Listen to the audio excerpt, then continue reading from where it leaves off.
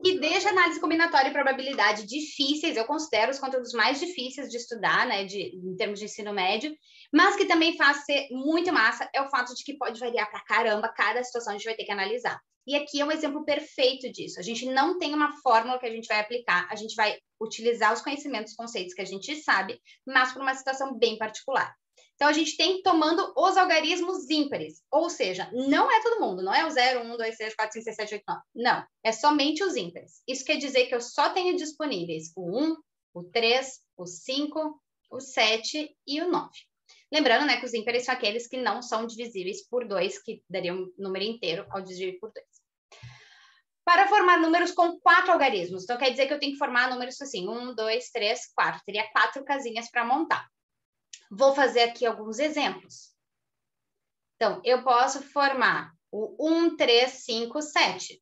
Posso formar o 7, 3, 5, 9.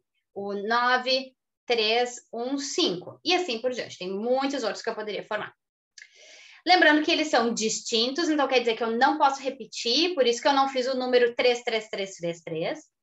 E eu quero saber quais são qual é a quantidade de números desse tipo que eu posso formar, mas que são divisíveis por 5. Então, eu tenho aqui um outro critério importante, que é ser divisível por 5.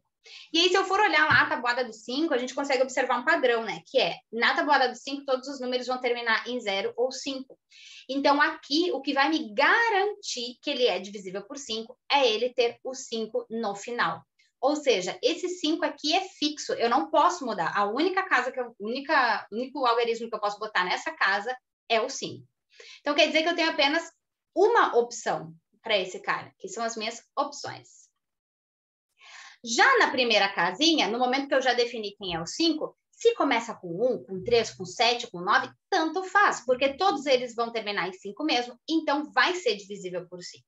Então, quer dizer que o 5 foi eliminado aqui, mas eu tenho 4 opções para a primeira casa. Já na segunda casa, por ser algarismos distintos, quer dizer que eu não posso repetir. Então, daquelas 4 opções que eu tinha, como eu usei uma na primeira casa, eu vou ter apenas 3 opções. E de forma análoga para a terceira casa, como eu teria 4 opções e outras 2 eu já usei, então eu vou ter 2 opções aqui. Para formar um número de 4 algarismos, eu preciso da primeira casa e da segunda, e da terceira, e da quarta. Como é tudo E pelo princípio multiplicativo, né? Quer dizer que eu vou ter, então, uma multiplicação dessa galera. Então, eu vou ter 3 vezes 4, 12, vezes 2 vezes 1, que é 24 maneiras de fazer isso. Ou seja, letra D. Acabou o problema por aqui, mas algumas observações, né? É importante a gente cuidar quando a gente está fazendo questões desse tipo, mas quais são as restrições que a gente tem? Por exemplo, aqui eram os algarismos ímpares, né? Mas, se eu não tenho uma restrição de algarismo, se eu pudesse usar todo mundo, normalmente a gente costuma, quando está fazendo questões desse tipo, que tem que formar números, tá? A gente exclui como possibilidade o 0 para a primeira casa. Porque o número 0, 3, 2, 1, ele não é, na verdade, um número de 4 algarismos. Esse 0 não é significativo, ele seria o 321. Então, é importante tomar esse cuidado, tá? Porque, em geral, então, é importante ver o enunciado. Se é uma questão que poderia ter o 0 no início, a gente tem que excluir o 0 como possibilidade do início, na verdade. Isso não está, muitas vezes, não, é uma coisa que a gente acaba passando meio sem perceber. Então, primeira ressalva. Segunda ressalva, que já apareceu com alguma frequência, sim, no vestibular da URGS, critérios de divisibilidade, tá? Às vezes na análise combinatória, principalmente, mas em outras questões.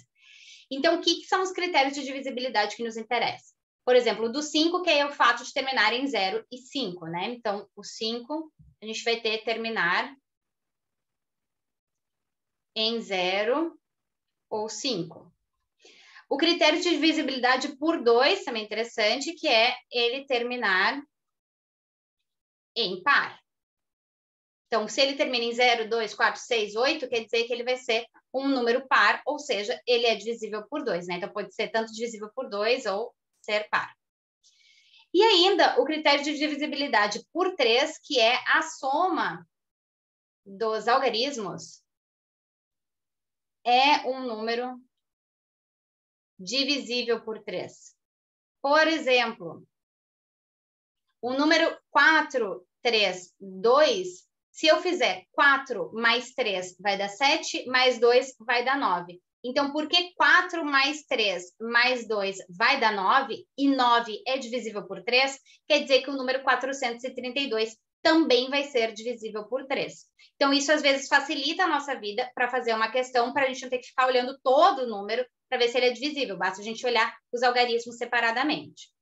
E ainda, né, como decorrência desses dois, o critério de ser divisível por 6 quer dizer que ele tem que ter tanto o critério do 2 quanto do 3. Ou seja, ele vai ser a soma dos algarismos, é um número divisível por 3, e além disso, ele vai terminar num número par. Tá? Então, esses são alguns critérios que podem aparecer em prova, que já apareceram em outros contextos, e que vão facilitar a vida.